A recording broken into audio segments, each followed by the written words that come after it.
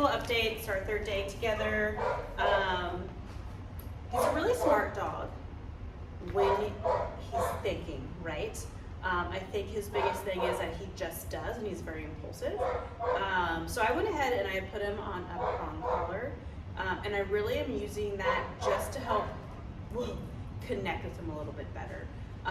We were using a slip lead, and he's pretty willing to just kind of cope with that source of pressure, and he's probably found that type of pressure reinforcing in the future, meaning that like if he dug hard enough to get to where he wanted to go or get to what he wanted, like it eventually worked. So he's just learned to deal with those sources of pressure. So I wanted to utilize something that he was a little bit more responsive to, which is the prong collar has been really nice, and I don't need even remotely the same amount of pressure. So I'm really helping him understand that when he feels that little bit of pressure, that if he moves towards the source of it, it makes it go away. So once I get him connected with me and engaging with me, we accomplish a lot together, and I can help him make better choices. So like I said, he's really smart. He just does, right? He doesn't really think about what he's doing. So, yes.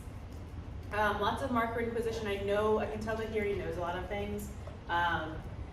Initially I was waiting for eye contact, and he just goes right into offering me behaviors. He'll just like lay down and roll over, and I'm like, whoa, what is going on? So I like that he's like that, because he's trying to manipulate me to get what he wants, and I really like when dogs are like that, because it means that they want to do the things. They're motivated by what I have to offer. So I have that.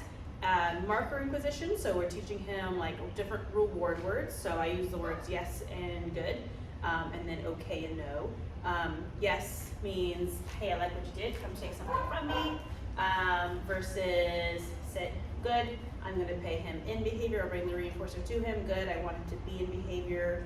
I can use the word no if he breaks out of behavior, and then okay is that terminal marker, meaning behavior is over. So those are just kind of really helping create clarity with language and him knowing exactly what I'm looking for and what he's going to get out of it. And I want to be really consistent with that so that he knows what his expectations are. So I'm balancing motivation, excuse me, with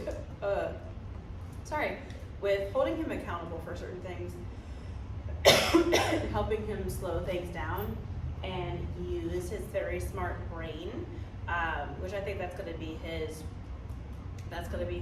trouble area right there. It's just being less impulsive and doing a lot of duration work. But I want to balance those things. I don't want to suppress him and squash his nice drive.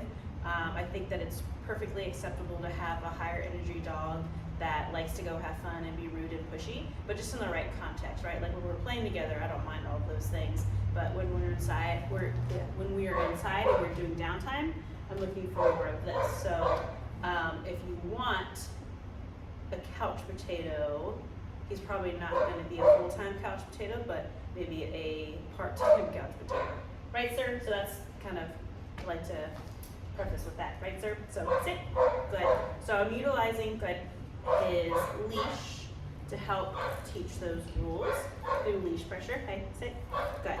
So I want him learning that when he feels that pressure, that when he does the behavior that I'm looking for, when he moves towards that source of pressure, good.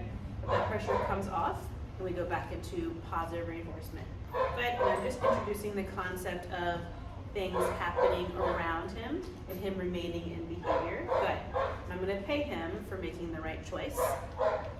Okay. Very nice. So I'm putting value in him waiting for the good things to come to him. Right, sir? Sit. Down. Oh, gosh, what the heck? Down. Nope. Down. Good.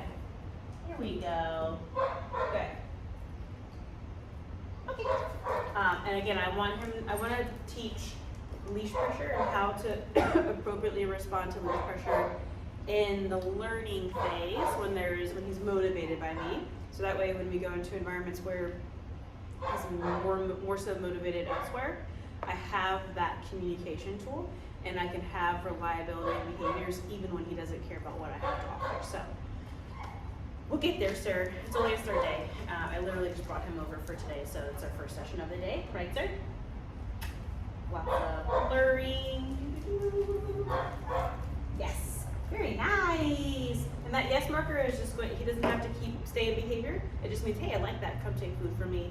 And I'm gonna use a lot of movement since he is an active dog. I want there to be a little bit of, yes, he has to kind of chase after it. And sometimes especially for dogs like this, I'll do an additional marker of, get it, where I kind of toss food away from me and let them chase after it. So it's an opportunity where he did something I really liked, and now he gets to do something he really likes, right? Get it.